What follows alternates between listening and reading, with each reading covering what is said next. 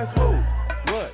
Hey, government, can you help me? I'm struggling to survive and pay basic cost of living, as of course the purchasing power of my dollar is being obliterated by you printing it out of thin air. The government's like, yeah, don't worry, I got you. All I need is a beat that's super bumpin', and for you. It's a diverse woman of color who likes clam chowder dancing. I'm like, is that the best you could do? The government's like, yep, that's exactly what we could do, and we're going to make it that much worse under Kamala Harris' presidency, as of course now she's literally promising full-on communistic, centralistic economic policies that are going to be devastating for the American people, as of course the polls are shifting, and the establishment has their favorite horse in the race that got there through some very undemocratic means. But don't worry, they'll still carry water for this horse, if you know what I mean there. As of course, we're getting now finally a glimpse of the policies that she's going to be running on, what she's promising to do. And very interestingly, it is very similar to, the kind of larger UN 2030 vision. An agenda for sustainability and development and diversity and equity, and it all really just leads to central control of every aspect of your life. Really just communism and other fancy, smancy, woke, corporatist PR marketing terms, as this is probably going to be the new political leadership of this country, and the future of this country is absolutely uncertain, to say the least, especially with just the glimmer of the future that we face here. As of course, very interestingly, ever since Kamala Harris got her throne as the establishment queen, she didn't really run on anything, but yet she still had a huge amount of support. People were galvanizing and supporting her, and of course backing her, giving her hundreds of millions of dollars for essentially a blank check here. A person that, of course, didn't even have to come out with campaign promises. Didn't even have to come out and saying, as president, I would do this. As, of course, more interestingly, she also is a person currently that holds a vast amount of political power. She is a part of the current administration, as now a lot of people are saying, well, if you're promising to do these things, you could really do them now, but I don't know why. I don't know why you need me to vote for you. As, of course, you're in position of power.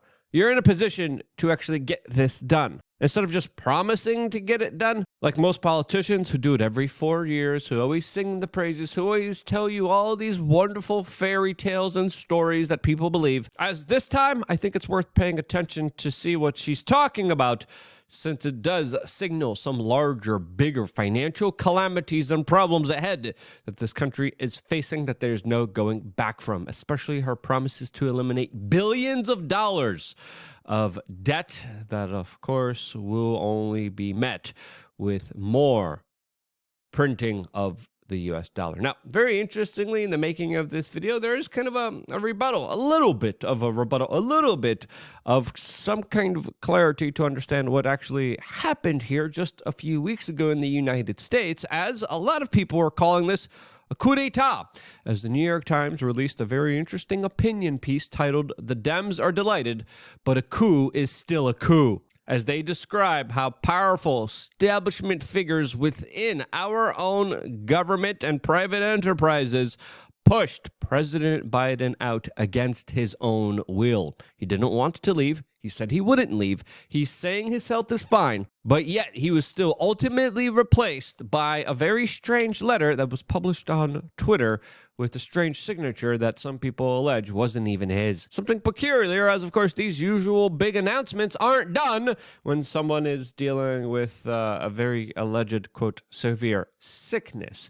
And when they are done, they're usually done through, of course, grand statements, through, of course, larger public displays. As, of course, people want to see a peaceful transfer of power here. And I think it's fair to say that what happened to Joe Biden absolutely was underhanded. And having the New York Times kind of even admit that is a major marker, is a major milestone. As it's pretty clear here that the democratic means and ways aren't really practiced or respected here other than, of course, the larger kind of thirst and acquiescence of power that seems to be prioritized more than anything else here. And when you have a bunch of ruthless elites that are willing to do anything and everything in order to, of course, maintain their grip of power on the American people, it really makes you wonder, what else are they willing to, of course, do here? How far are they willing to go in order to, of course, put their agenda on everyone without their kind of acquiescence, without their kind of participation in it? Now, a lot of people are hating on this New York Times opinion author, but she said the quiet part out loud here of what a lot of Americans are thinking, especially with the way that our government is run. As of course, it's not us deciding, it's not us choosing, it's not us making the policies,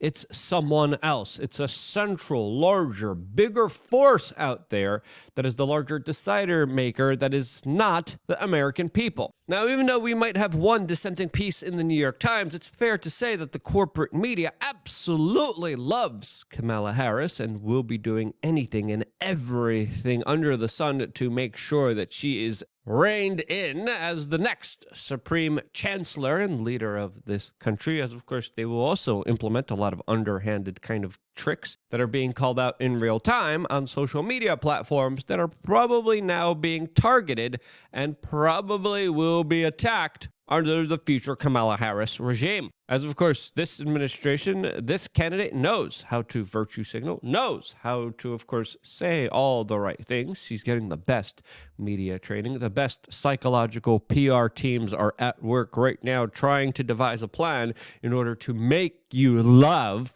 her cackle, her communistic-like policies, and initiatives that are absolutely freaking absurd. And they have tried it many different ways beforehand where it kind of failed, as previously highlighted by her very interesting interaction with Chris Cuomo. Thank you, guys. And my pronouns are she, her, and hers. She, her, and her.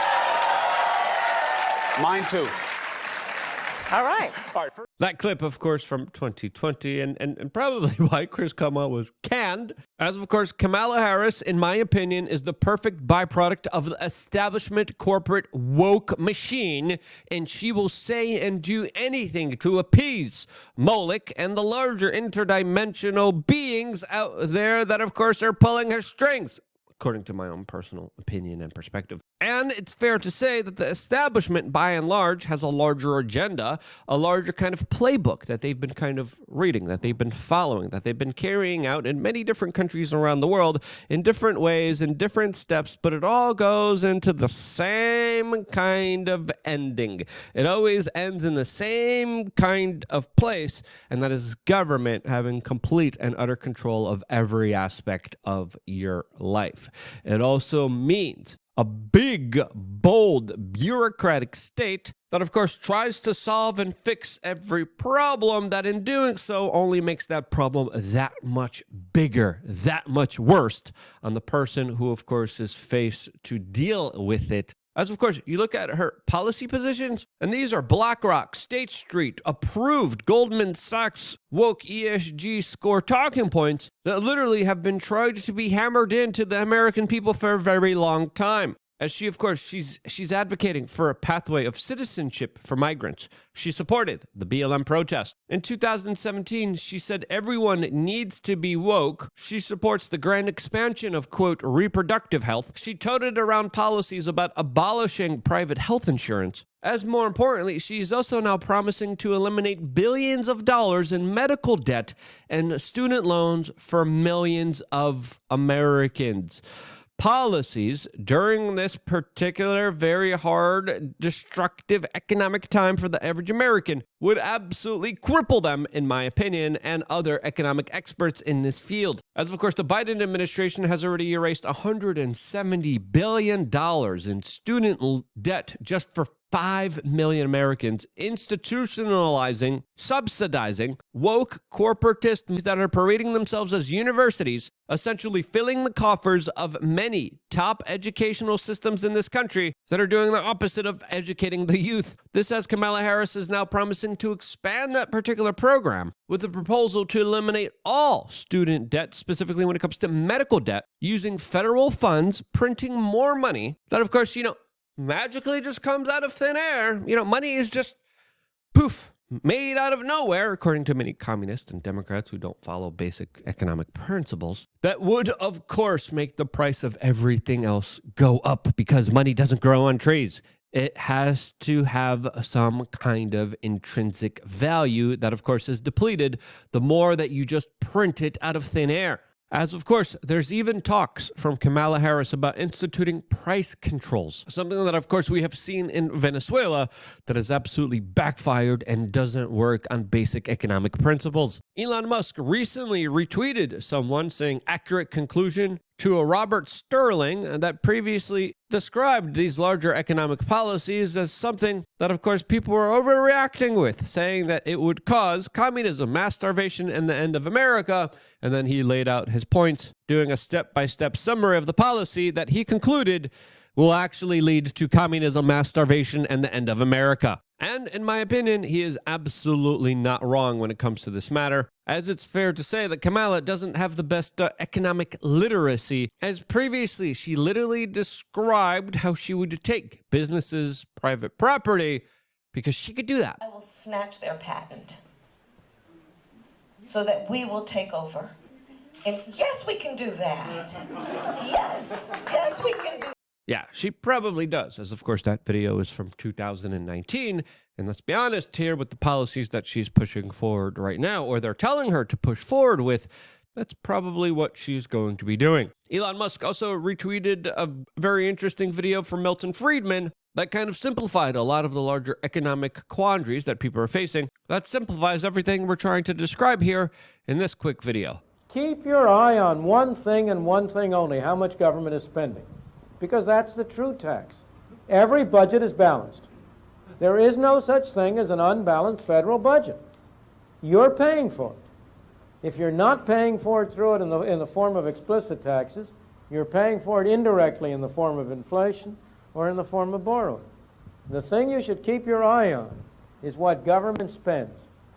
And the real problem is to hold down government spending as a fraction of our income. And if you do that, you can stop worrying about the debt.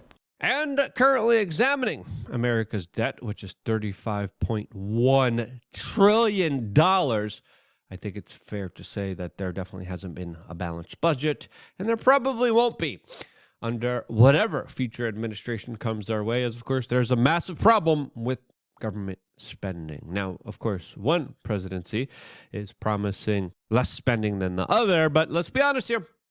Both of them don't have the best track record, especially when it comes to, of course, balancing the books, which in my opinion signals a larger existential threat against the U.S. petrodollar, against American hegemony, and the future of any kind of American prosperity, which of course is going to be transformed into the UN's 2030 agenda, which slowly and surely is being implemented a lot quicker through, of course, the Democratic political party. As of course, they have 17 goals here, and they all sound like wonderful goals, but these goals, when practiced, when envisioned, are absolutely idiotic goals that, of course, cannot be met unless the government is controlling every aspect of your existence and life. And if you look at Western governments, they are slowly following the same kind of trajectory, all in the way of promising really nice things. There's going to be no poverty. There's going to be price controls. Grocery stores are going to be, of course, told what they could sell and cannot sell at what particular price the government decides to price them at.